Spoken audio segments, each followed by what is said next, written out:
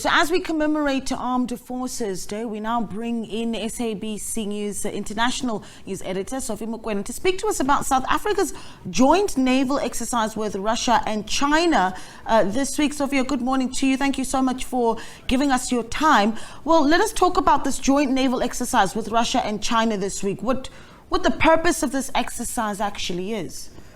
Well, it's a norm for countries to collaborate and have these kinds of exercise in terms of strengthening their military.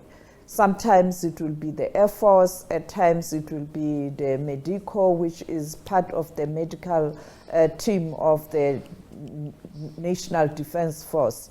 But at times it is the naval wing of the force. And therefore this time around, we see the Navy from Russia and China joining South Africa on this exercise. You know that Russia, China, and South Africa are part of the BRICS member countries, and you know that they collaborate on issues related to trade, but also political and also defense. And South Africa has a long-standing relationship with China and also Russia post-1994, even before 1994, when Russia was still a Soviet Union. And therefore, it is a normal process or normal engagement at a different level of the relationship in terms of peace and security. But unfortunately, it comes at a time where you have this war in Ukraine and Russia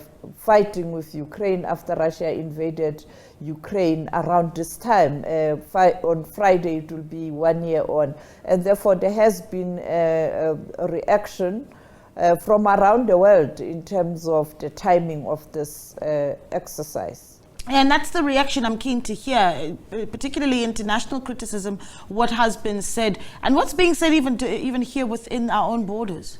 Well, some South Africans sympathize with the Ukrainians, and they are saying the timing at the time where the war is still raging on, and a few days before 1 year since the war started, and therefore the focus is on the war and the conflict in Ukraine, because it is almost a year. We saw yesterday Joe Biden visiting Kyiv. We expect Putin to speak today, and therefore they question the timing. But naturally, it is a normal thing for countries to engage in such activities. I mean, I was looking at the Twitter account of Nigeria Defense Force. They are currently also having similar training with other countries, including the United States of America. And therefore, unfortunately, there are those who are saying it is the right of South Africa to implement its own foreign policy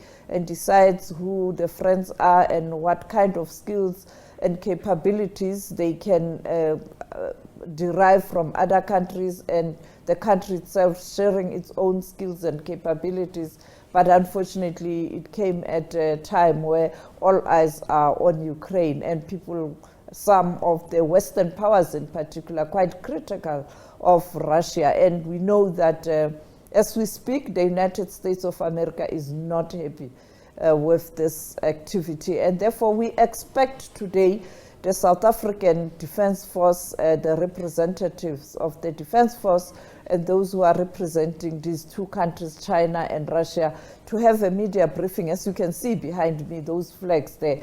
And those flags demonstrate that it is within the purview of the relationship within the BRICS nations, even though India is not here and Brazil is not here as part of the exercise, but you have those flags demonstrating that the relationship with BRICS nations, sometimes it's bilateral, sometimes it's within the group itself.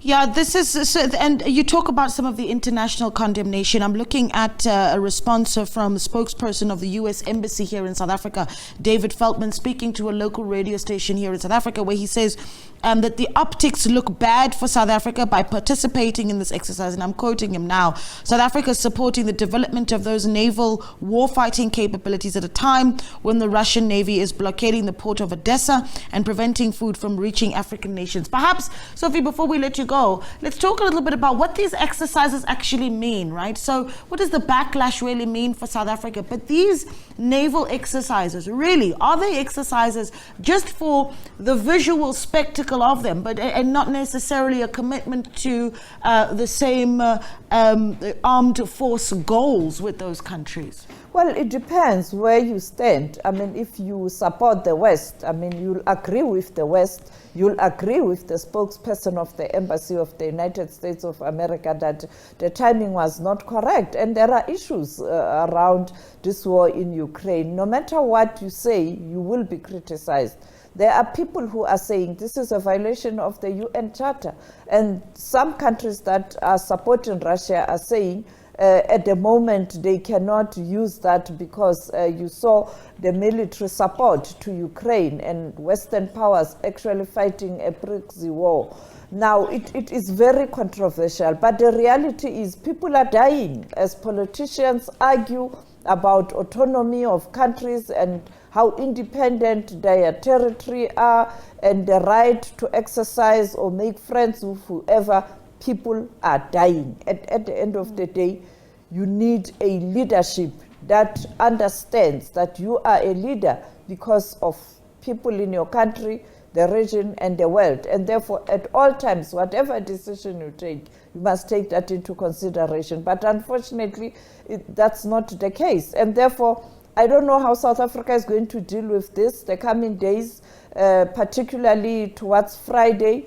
It is going to be a big issue, and a backlash is going to be huge, both in the country and also from the Western powers, those who are sympathetic to Ukraine. It is going to be a big story. I mean, it is now drowning the Armed Forces Day, which is a day to commemorate those who perished in SS Mendi when they were going abroad to fight the World War I. Those black soldiers who perished, who were not honored by the system then, including the colonizers, and now South Africa trying to ensure that they are not forgotten. And today, yes, we are going to have this Armed Forces Day, but of course, international world and media, they don't care about Armed Forces Day today. They just want that story of the exercise. And I think that is why the Defense Forces decided to have this briefing, because they didn't indicate that they will have a briefing. I was speaking to the Defense Force, persuading them to allow us to have some visuals or to be there if there's nothing to hide. But the request was not granted. Now we see this press conference. There is a backlash, a terrible one.